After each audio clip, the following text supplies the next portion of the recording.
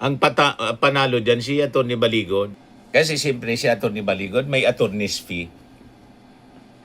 So kung magkano yung binayad, ibabayad din sa kanya. Kasi siya yung abogado. Di ba? Hindi man yun pro bono. Gumagastos yun, mga kababayan. Alangan man, uubuso na lang yung oras ni Atty. Baligod sa ganyan na wala siyang kinikita. Imposible, di ba?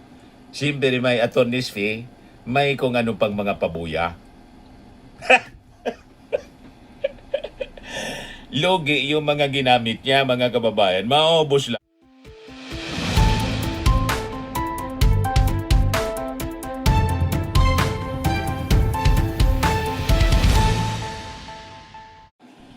Hello po mga kababayan, si Dante Maravillas. Yung 5 million pesos na allegedly binayad as bribe, mga kababayan, dito sa 18 mga marites, mga morons, mga basurero, mga kargadors. Yung sabi mga dating sundalo na dinisown ng Marines kasi dishonorably discharged. Yung 5 million na binayad sa kanila, malamang maubos lang. Maubos lang doon sa pambayad din nila sa abogado. Kasi patong-patong na kaso, mga kababayan, na cyber libel ang final laban sa kanila. Nitong mga congressmen at senator na isinangkot nila, mga kababayan, sa kanilang kwentong kutsero. Ang panalo dyan si Atty. Baligod. Siyempre si Atty. Baligod kung sino yung funded niya sa likod. Paldo. Gagalaw bang ganyan si Atty. Baligod kung wala lang? Ay nako, nagpaloko ito mga 18 morons. Nag-file siya, no? Kahapon si Erwin Tulfo. Ngayon, mga kababayan, si Benny Abante naman. Nung una, sino ba yun? Yung nag-file? Si Laila de Lima. Ito si Benny Abante, mga kababayan, congressman ng Maynila. Sabi dito sa report ng DCRH News, Manila 6th District Representative Benny Abante nag-ain ng reklamo.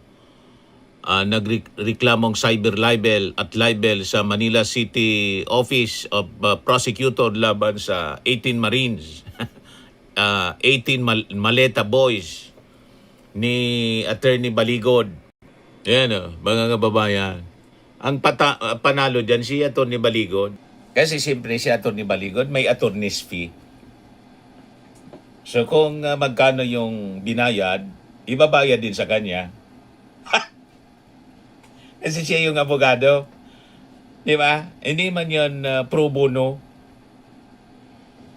Gumagastos yun, mga kababayan. Alangan man, uubuso na lang yung oras ni Atty. Baligod sa ganyan na wala siyang kinikita. Imposible, di ba? Siyempre may attorney's fee, may kung ano pang mga pabuya. Logi yung mga ginamit niya, mga kababayan. Maubos lang. Ito, Tulfo files defamation rap versus cause ex-bodyguards over kickback claims. Ayan, patong-patong na kaso. Ito naman po sa Pasay City Regional Trial Court kahapon. May iba pa na mga nag-file siguro more than 10 yung mga nag-file na.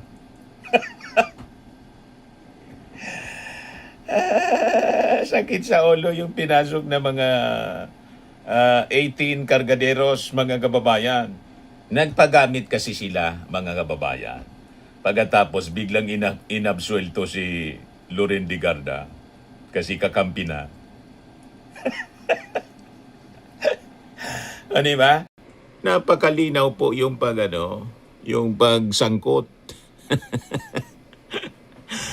Pakinggan ninyo ito, na pagsangkot, mga kababayan, kay Loren sa unang nangyari, March interview ito, mga kababayan. Sa kay Senator Ligarda po doon sa bahay niya.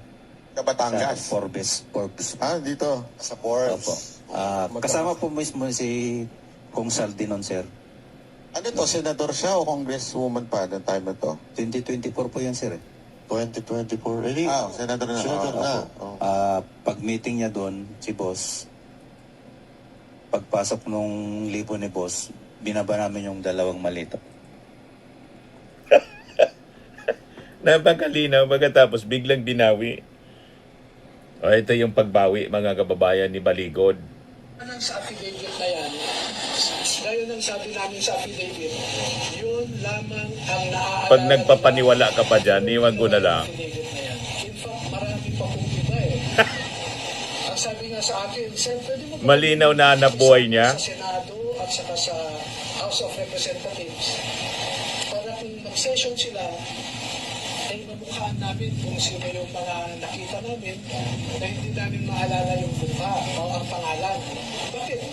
Sir, kasi yung napangalanan namin dyan Yung- ay yun lamang yung mga... Yung press ko nito na isinabay doon sa hearing ng legit na Blue Ribbon Committee doon sa opisina ni Robin Padilla nung Monday, kahapon. Nakikita namin sa TV, sa news, sila yung popular, sila yung palagi namin nakikita, kaya yan ang maalala namin. At yan po, nandun sa affidavit nila. Sinabi po nila yan. For clarification, so nagpunta po sila sa bahay ni Senator Lawrence, pumasok si Zaldi, pero walang maleta ang ipinasok. Yun nga po ang recollection nila after, no? Noong Kaya may March. Oo, na, sir, naalala namin, yung paghinto ng sasakyan, ano yung essence ng libro? Sandy, bukas na rin yung gate. Sa supposedly bahay ko ni Senator Lawrence. Oo, yun ang, Hindi po nila nakita si Senator Lawrence. hindi po. Kasi po ang style nila yan, may, everyday po may detail yan eh. Malinaw na tayong kwento po. Yung lakad, no? So, pwede ko nang ipakita sa inyo na sa oras na ito, pupunta si Sandy po dito. So, may schedule sila. Bakit po ngayon lang nagkakaroon ng election? Bakit sila lang po? Ay, hindi, March po yun. March 5. So safe na si Loren.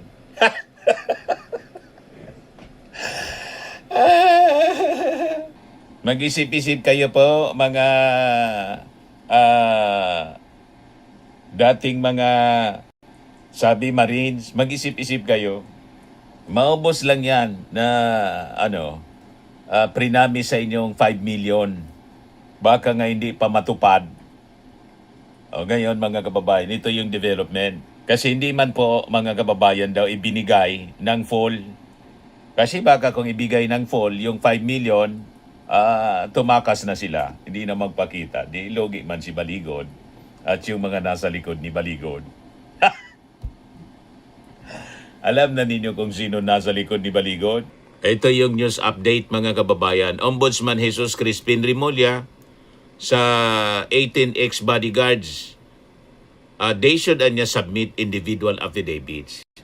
Ayaw nga, mga kababayan, gusto ni Baligod, ayaw pumayag ni Baligod, gusto yon na sanang gawin, individual affidavits interview ng NBI, hindi pumayag po si Baligod.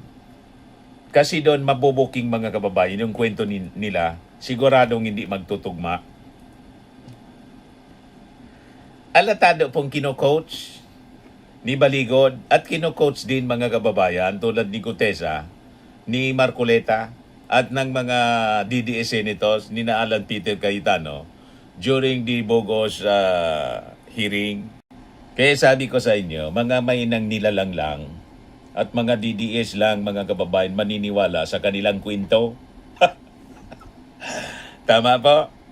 So ito po mga kababayan na sunod-sunod na pagbawi, pag-edit at sablay mga kababayan na detalye ng sinumpaang salaysay ng 18 mga tinawag na kargador. Maleta boys. Malakas po na indikasyon talaga na gawa-gawa lang siya. At sa ilalim po ng prinsipyo na false in one, false in everything, falsos in uno, falsos in omnibus. Malinaw na bagsak ang kanilang kwento. So ito pong pagbawi ng akusasyon kay Loren Ligarda. Matapos na magbanta na kakasuhan niya ng perjury, nagbanta si Loren. Ito po ay matibay na ebidensya ng kawalan ng matibay na basihan sa kanilang kwento. Hindi lang yung kay Loren, pati yung kay Laila de Lima. Imposible din yung pagdawit.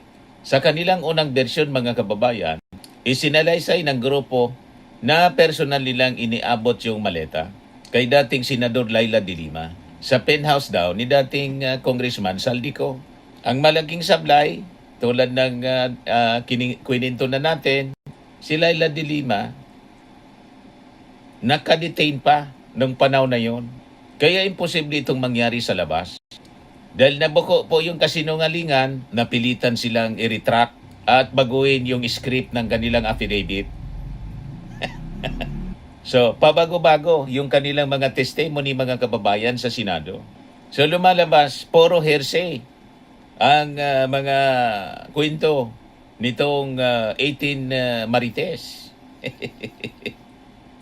So, ang isang affidavit, mga kababayan, na paulit-ulit na tinatapyasan para lang ihabol yung mga nakikitang butas, na diskubring butas sa kanilang kwento, hindi po siya, malinaw siyang hindi ebidensya, kundi ay isang hamak na script lamang. Napilit po na re-rewrite abang sinasadula. Malinaw, mga kababayan?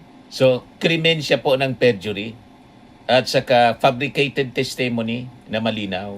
So, ang pag-urong po sa akusasyon, matapos na mapadalhan ng bantang legal na aksyon, malinaw po siyang pag-amin na wala silang sapat na ebidensya.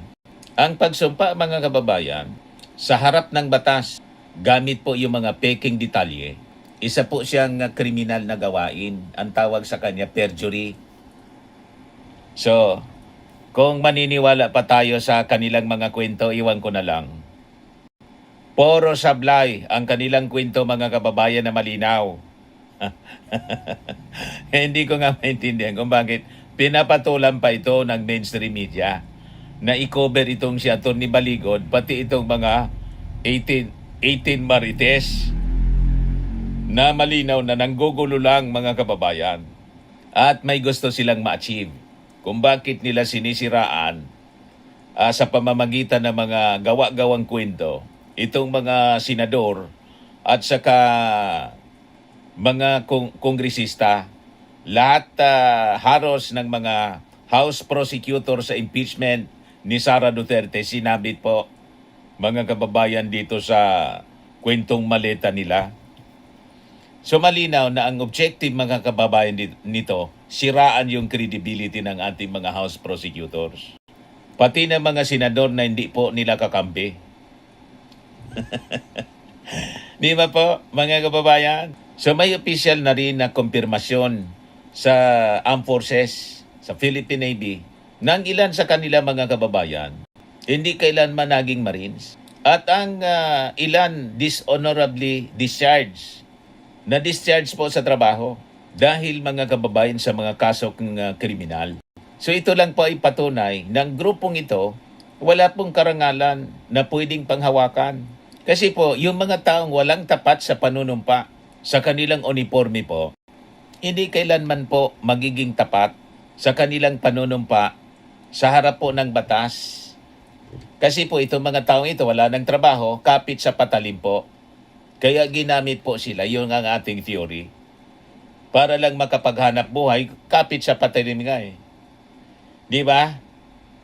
Lalot yung promise ng 5 million. Each, 90 million lahat. Yan lang, yun na nga po, mga kababayan, maubos lang dahil sa patong-patong na kaso. Kaya mag-isip-isip po kayo, ito mga 18 members ng Maleta Boys. Mag-isip-isip po kayo. Ginagamit lang po kayo. And later on, pag wala na kayong pakinabang, i-dispose na kayo niyan. Di ba? So isang malaking sampal, mga kababayan, sa hustisya, ang affidavit na binubuo nitong mga peking sundalo. Imposible po yung kanilang mga kwento at sa kaurong-sulong sa kanilang mga akusasyon na nakatayo sa kasinungalingan. Pag nakatayo po sa kasinungalingan, hindi siya kailanman magiging katotohanan. So we appeal to our mga ginagamit na mga 18 Malita boys. May panahon pa. Sayang. Kung magpapagamit lang po kayo, and later on, itong inyong mga testimony ay magkukulaps man lang po kasi punong-puno ng butas. Ang advice natin, repent. Di ba? Mangagsisi kayo sa inyong mga ginagawa. May panahon pa para gumawa ng tama. Di ba po? Huwag magpagamit dito sa mga taong ito. Sabi ko sa inyo, pag wala na kayong silbi sa kanila, i-dispose na kayo niyan. Di ba?